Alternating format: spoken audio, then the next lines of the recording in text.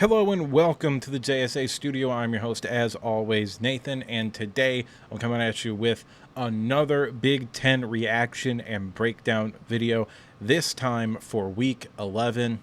But before we get into the video proper, I am going to take this time to ask you to like, comment, and subscribe. It would really help out the channel if you did so.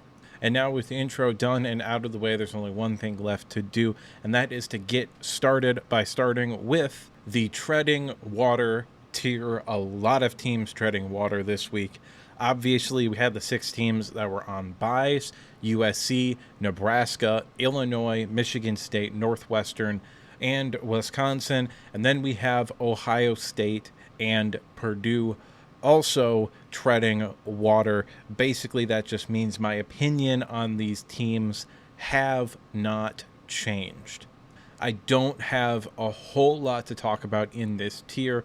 Ohio State looks really good. They've got a big-time matchup against Indiana this week, a game that Indiana was pretty clearly looking forward past Michigan to. I do believe they're going to show up ready to play.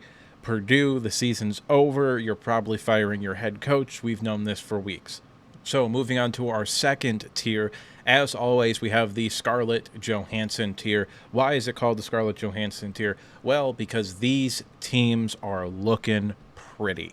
And we're going to start off on the left here with UCLA. They upset Iowa. There is as Ohio State fans are very fond of saying, an asterisk on that game. However, Iowa ended up being down to their 4th string quarterback, I think. I'm pretty sure they win the game if those 2 players don't end up getting hurt. McNamara and Sullivan being QB 2 and 1 respectively, although they started the season with the opposite designations. It's still, as I'm recording this, late Sunday night, and actually it's early Monday morning at this point in time. As I'm recording this, it's still unclear if either of those injuries are going to be long-term things or if they were just sort of a this game sort of situation. However, winning the game is ultimately what matters. You can't control injuries. You can only control what you do, and you guys did control what you could do. You won the game. You're 4-5. You have Washington, USC, and Fresno State to end the season. If you had told me 3 weeks ago, after you lost to Minnesota in what was, in fact, a close game, and you told me that they were not going to lose another game the rest of the year, I would have said you were insane. However, that's a very real possibility. Washington is a beatable opponent for you this upcoming Friday. USC, which is listed as a home game for you, but I understand you play in the same stadium. Or at least as far as I'm aware, you play in the same stadium. But that is also a winnable game. Rivalry games, you don't know what's going to happen. Fresno State to end the year, also at home. That is another winnable game. 7-5 is on the table for this UCLA team, and if that happens, when I give out my end of the year awards, Deshaun Foster is going to be the Big Ten Coach of the Year.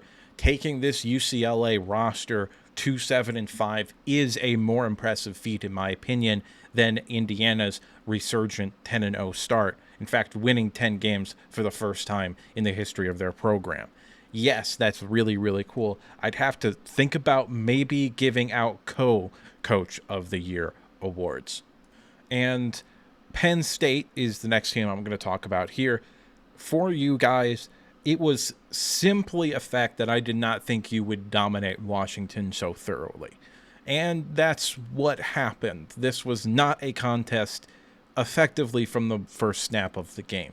You are clearly the better team. I think you are a really, really good team. I do believe you're going to finish the season 11-1 and probably ranked in the top 5. I mean, you've got Purdue on the road this week. You should be able to handle that.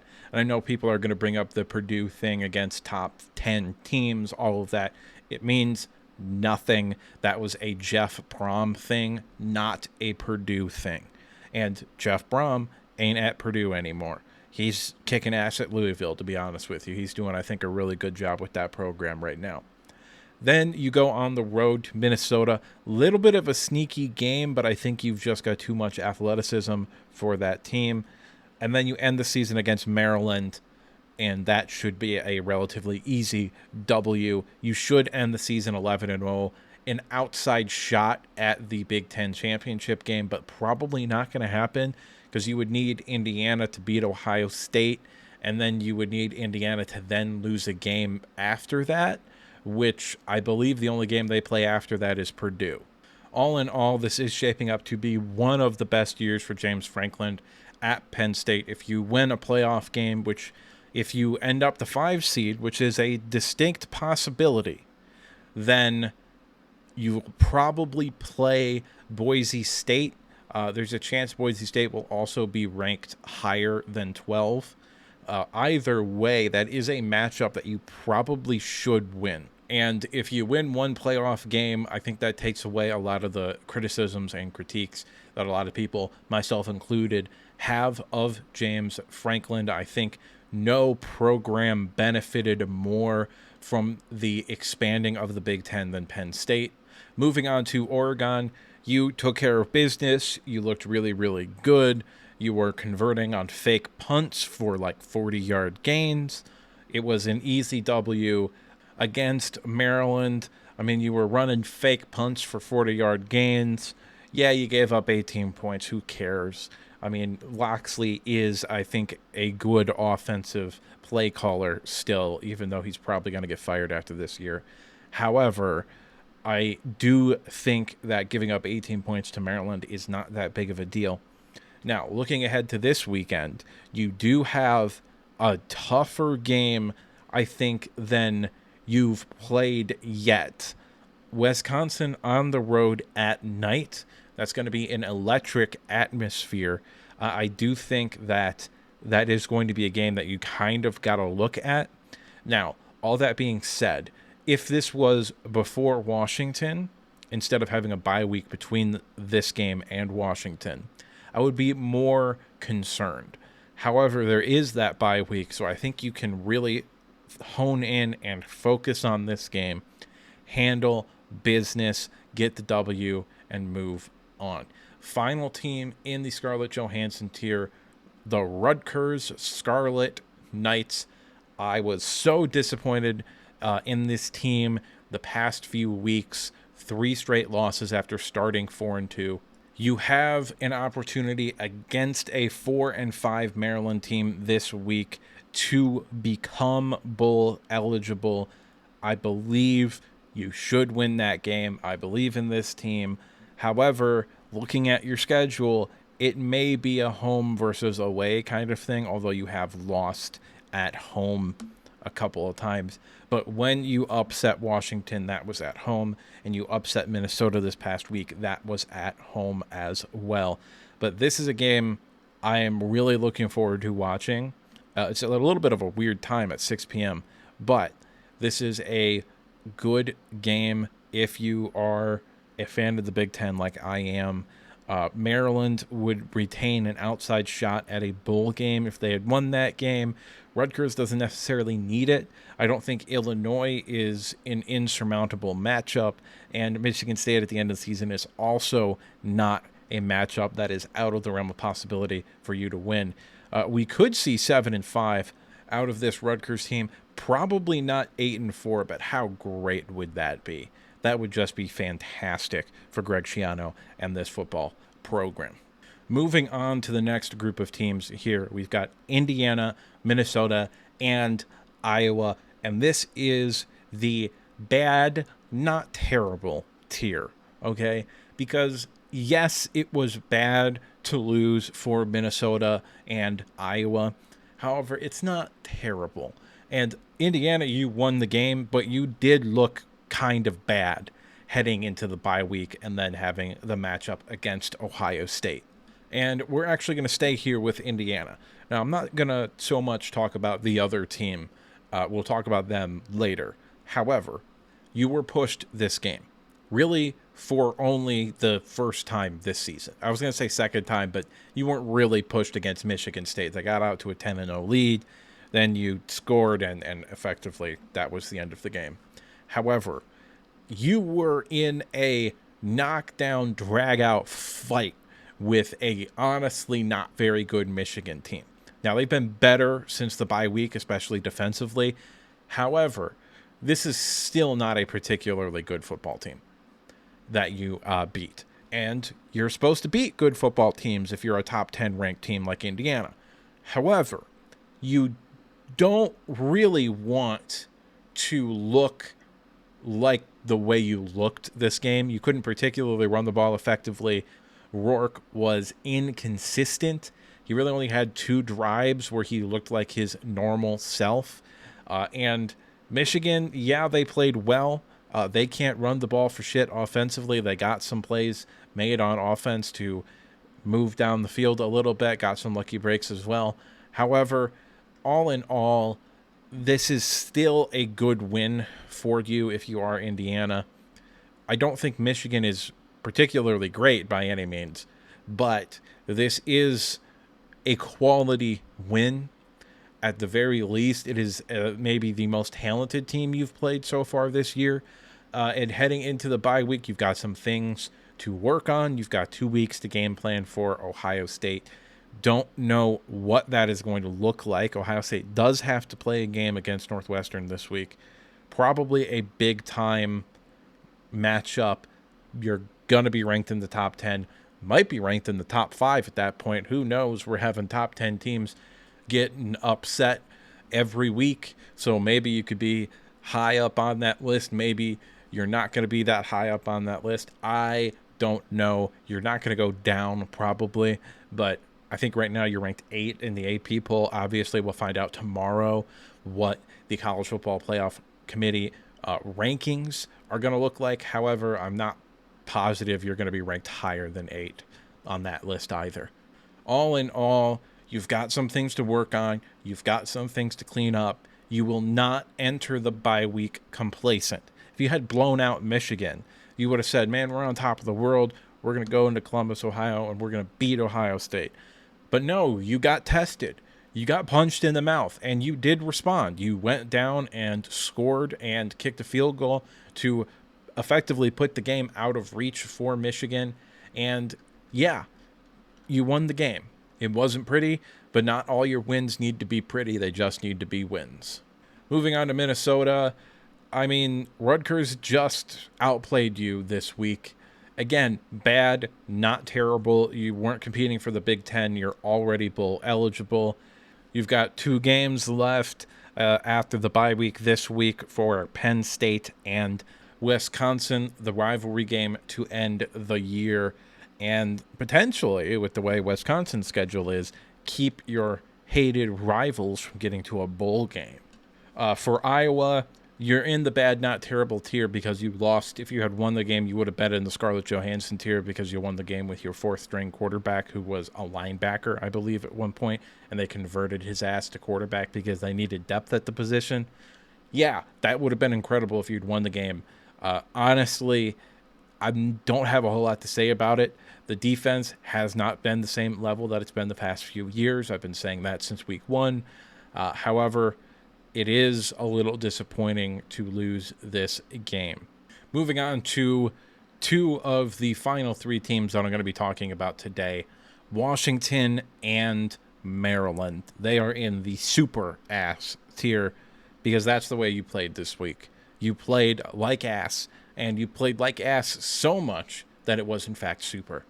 Sticking with Washington, you got completely dominated by Penn State. You know, they're a top 10 team in the country. You're not there yet. You're 5-5. You play UCLA this week. If you win that game, you're going to be bowl eligible. And that really is the goal for year 1 in what is a massive rebuilding year for this team.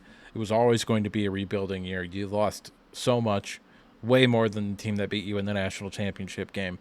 But somehow people are now convincing themselves that Michigan was always going to be in a rebuilding year.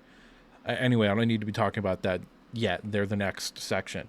However, this is still a team that I think with Jed Fisk is going to end up adapting to Big Ten football much better than I think UCLA or USC will, at least under the current administration in USC. I think you've got a Midwest power run, play action pass kind of guy at the head coaching spot. I think he's going to be able to recruit decently. And I believe that this is going to be a program that is going to become relatively consistent. Are you ever going to reach the peaks that you were having with Kalen DeBoer? No, you're probably not going to end up having the opportunity to win the Pac-12. I just don't necessarily see that being on the table for this team. And by the Pac-12, I mean the Big Ten. Compete for a conference championship is what I should have said. However, I do like the direction of this program. I think this could be a program that is, somewhere between 6 and 10 wins every year. And I think you should take that if you are Washington. Maryland, on the other hand, you played bad this week against the number one team in the country, Oregon. And I do think they are the best team in the country, by the way. I do believe they are the most complete team in the country. However, you're going to be entering a new era after this year, most likely, unless Loxley can pull a bowl game out of his ass, which is unlikely given who you play. However, all that being said, I believe this is a team that underperformed based upon the amount of talent that you have. So maybe a different coach, you get a recruiter who can also coach as opposed to just a coach that can just recruit like Loxley, then this could turn into a consistent football program. But right now, it doesn't look great. And I'm not positive with Loxley that there is a light at the end of the tunnel, so to speak. Speaking of no light at the end of the tunnel, the University of Michigan is going to have its own section here, partially because I am a Michigan fan and I have more to say about them than I do all of the other teams combined, most likely. However, the two things that I really want to get across in this video is that I believe the most likely outcome of this season is going to be that there are no changes into coaching staff at all at any level. I can tell you for a fact that Wink Martindale isn't going anywhere. And do I think he should be fired? Yes. Do I think he's the better of the two coordinators? Also, yes. And are you going to pay somewhere between $8 and $12 million is estimated to be his buyout, depending upon what the clause actually looks like in his contract, to fire your defensive coordinator? No, that is not going to happen. The University of Michigan is not going to pay 8, 9, 10, maybe even 11 or $12 million to fire him. It's not going to happen. Wink Martindale has been a massive financial investment for this program, and he will remain as a defensive coordinator for as long as Sharon Moore is the head coach. As far as Kurt Campbell goes, yeah, he could be fired. I think that's a possibility. I wouldn't say it's the most likely outcome, but it is a possibility. But if you are an offensive coach and the offense sucks, it is on your shoulders. So I don't even really blame Kurt Campbell for the offense being bad. Yes, he's calling plays. Has it been as bad as people are saying? No. Has it been awful at times? Yes. Does he have no feel for how to call a game? Also, yes. But guess what, guys? Bryce Underwood's primary recruiter is Kurt Campbell. He's not going fucking anywhere if Bryce Underwood commits to this team. Now, good news for you, I don't think Bryce Underwood commits to this team. And that leads me into my second point. I don't give a fuck about high school recruiting. Before the era of the transfer portal, I also didn't give a fuck about high school recruiting, but I recognized that that was how good programs are built.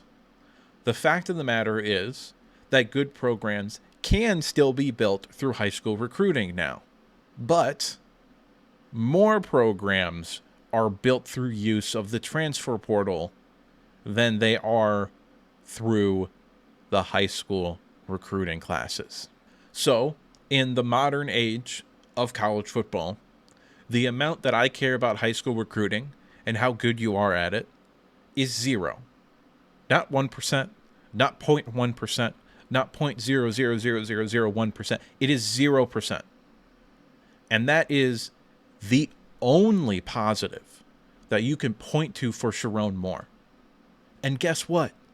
Michigan's still probably not going to have a top 10 class. Right now, with all their commits, they are ranked number 10. And from what I've been able to gather through Twitter interactions that Michigan insiders post out, they're going to lose one of their highest rated recruits, which is almost certainly going to knock them down to at least 12th. And they're not going to get Bryce Underwood, so they're going to stay there. They might get another commit here or there, but it's not going to bump them up into anywhere other than 10th place at the best case scenario. So if this is an all-time great Michigan recruiting class and you aren't even fucking top 10, that says more about the program and the limitations that this program has on recruiting than it does about how good Sharon Moore is at recruiting. Okay? Because even if we do get Bryce Underwood, even if we do keep that other kid who's projected to flip to Alabama, even if we do get some of these other top 100 recruits that people are talking about surrounding Michigan right now, that doesn't matter. I don't trust Sharon Moore and this staff to develop those fucking kids anyway. Because point to a single player that has improved on this team from last year to this year. That player does not exist. And the amount of players that have gotten worse from last year to this year is truly staggering. Now, to circle back to nobody's getting fired. Sharon Moore is not getting fired.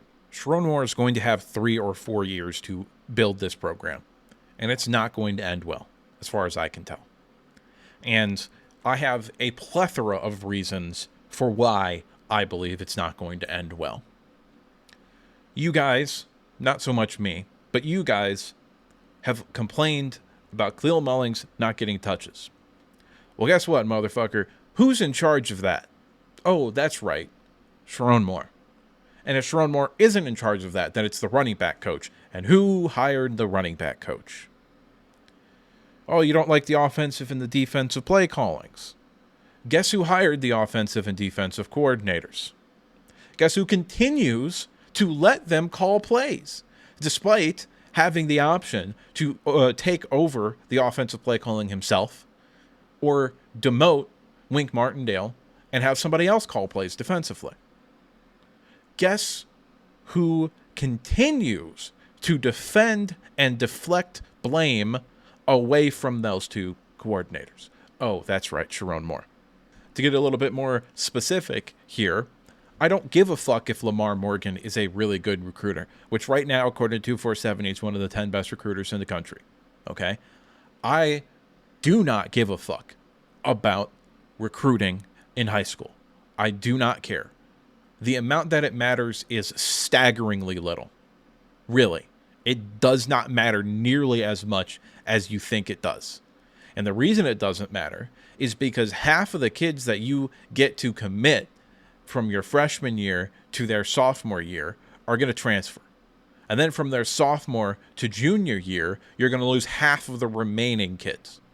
So by the time you get to year 3 in the program, you've only got 25% of that fucking recruiting class anyway. And no, that's not going anywhere. That is going to happen at Michigan. You are going to see a mass exodus of transfers from this team the second the season ends. If you're Tyler Morris, you're going to be entering into your senior year, your last year of eligibility. What the fuck are you doing sticking around here at Michigan? Go to a school that can actually throw the football. Same thing with Samaj Morgan, except for he's got another year of eligibility after this. Go to a school that can throw the football. Why would Kendrick Bell stick around? Why would any of these tight end recruits stick around? The offensive line guys, they're going to stick around because they all suck. The running back room probably going to stick around because there's going to be opportunities to be had here. But the offensive line sucks, so the running back room doesn't matter. There's nobody in the quarterback room to transfer. And then if you go to the defensive side of the ball, why would you stick around there either? I think we are going to see 15, 20, 25 kids transfer out of the University of Michigan this year. And a lot of them will be starters. It will be actual contributors. To circle back to the main point that I was trying to make, I don't give a fuck if Lamar Morgan can recruit really well, because we're going to see people transfer from the secondary, most likely. And he sucks at coaching the secondary. The secondary is awful. They are the biggest weakness of this team, with an offensive line that can't run block and sucks in pass protection too. The offensive line is abysmal, and they're probably the third worst group on the team behind quarterbacks and secondaries. And as bad as the quarterback has been, the secondary's been worse. The secondary has been awful this year. Awful. And Lamar Morgan's the coach. I don't give a fuck if he can recruit well. If you can't coach, that doesn't matter. And speaking of the quarterbacks, where we're rotating them in and out, you guys always bitch and moan about that. Guess who's in charge of that? Oh, that's right. The quarterback coach / offensive coordinator. And why is he still in charge of it? Because Sharon Moore lets him be in charge of it. Everything always comes back to the head coach. However, if you want to sit there and you want to deflect the blame, you want to deflect the running back rotation to the running back coach, you want to deflect the poor secondary to the secondary coach, you want to deflect the quarterback rotation and the fact that they all suck to the quarterback coach / offensive coordinator / play caller, fine. You want to know what is squarely on Sharon Moore's shoulders? All of the game management issues we've seen this year. There's no one to deflect that blame off of him. That doesn't exist, okay? They don't have a game management coach, okay? And guess what? If your head coach needs a game management coach, he shouldn't be your head coach, okay? This is ridiculous, to be honest with you. How many times have Michigan had to call a timeout on offense because there's 5 seconds left on the play clock and nobody knows what the fuck the play is? Or nobody knows where they're supposed to line up? Or you've got 12 people out on the field. That's happened at least 6 or 7 times this year. On offense alone. It's also happened a couple of times on defense. And to be entirely honest with you, I cannot think of a coach that has gotten better at game management and decision-making in the games over the course of their coaching career. Genuinely, I can't think of one. I mean, Nate Hackett sucked so bad in Denver that they had to hire a coach to support him, and then they fired him after 11 games anyway. Jim Caldwell was awful during his time with the Colts and the Lions. Mike McCarthy was awful for the Packers and probably cost them a lot of games with his game management decisions, and potentially rings as well for the Green Bay Packers. And if you want college examples, for a Michigan State fan listening to this and drinking in the fact that I'm shitting all over Michigan, I just need to say one name and you're going to shut the fuck up. John L. Smith. Okay? If you want to talk about Ed Orgeron or Les Miles or the God King of fuck-ups himself, Rich Rodriguez. It was always a problem with all of them before they got their most famous jobs and after they got their most famous jobs. Game management and the decision makings within the game itself just appears to be you either have it or you don't. And Sharon Moore does not have it. This is all to say that, in my opinion, Sharon Moore should not have a job. Today, by the way. He should have been fired today. But they're not going to do that. And they're also not going to fire him at the end of the season because he's recruiting so well, which doesn't fucking matter. The fact of the matter is, this season is not an acceptable outcome. And I am old enough to remember this past summer when I was making videos talking about this team and predicting how this season would go. And I said 9-3. And half of you motherfuckers in the comments were talking about how they were easily going to win more than 9 games this year. And I'm not trying to be mean and call you out on bad takes. I've had plenty of bad takes in my time, okay? That's not what I'm doing here. What I'm illuminating and trying to remind you of is that the expectations for this season in a worst case scenario was still 8-4, and that's off the table. The expectations for this season for me was 11 wins. I didn't think they were going to get there, but I thought they had a real shot. Genuinely, I said, they can pull off an upset against Texas, Oregon, or Ohio State. That can absolutely happen. No, it's not going to happen. They've already played 2 of those games and got embarrassed. And they're probably going to get destroyed by Ohio State, too.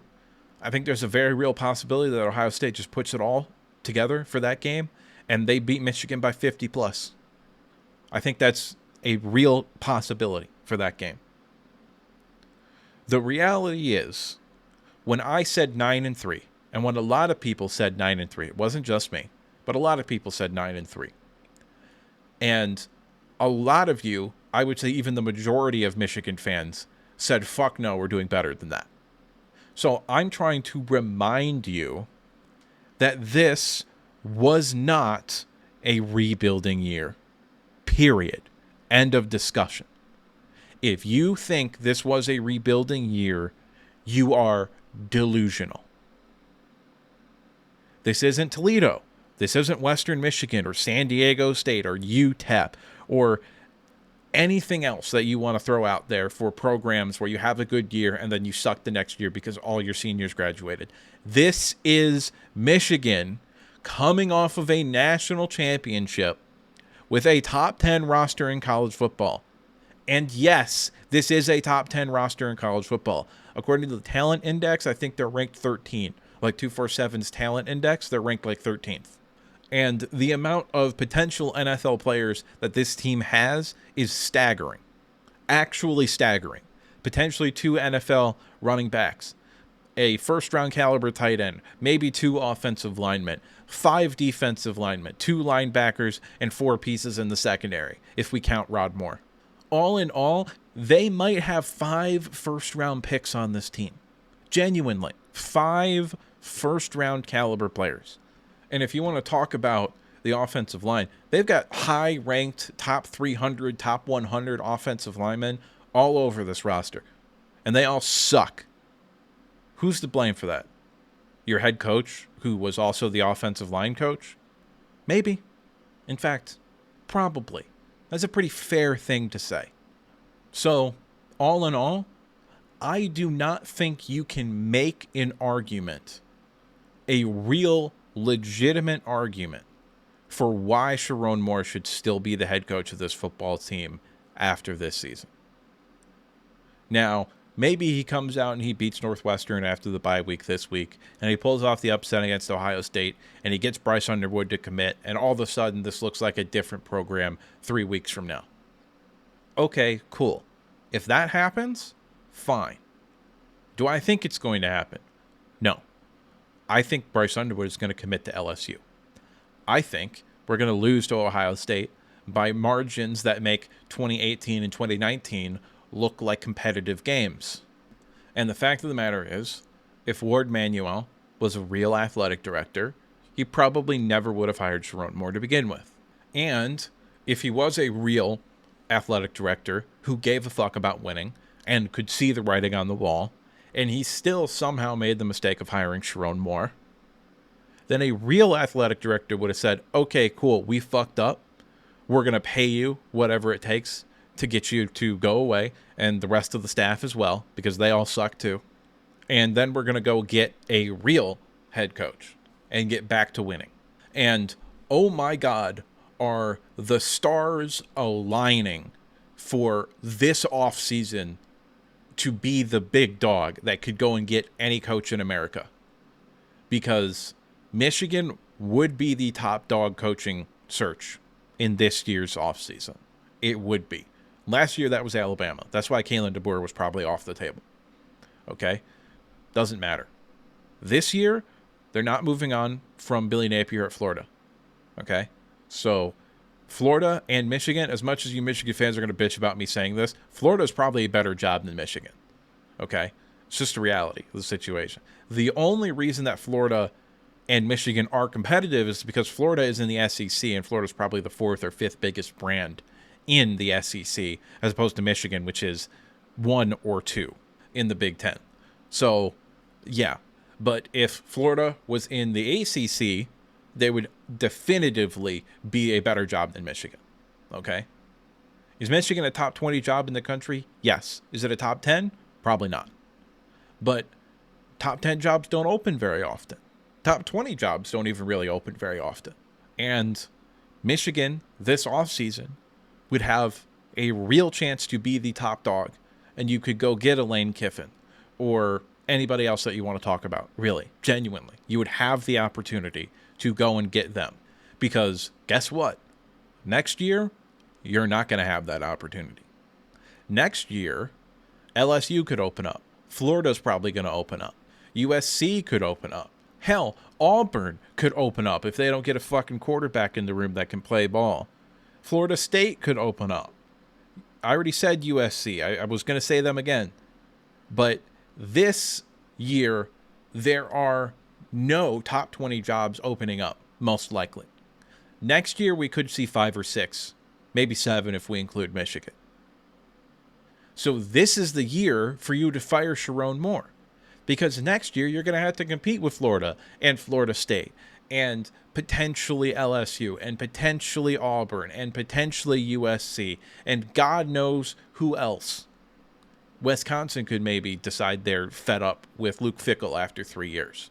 Oh, and also I just remembered Oklahoma's probably going to be looking for a new coach after next year too. So this is the year to do it. This is the year where you fire Sharon Moore, you go and get yourself a real football coach, because you will be the top dog this year, and you will not be the top dog next year. And if I have to look at year 3 of Sharon Moore, I don't know what the fuck I'm going to do.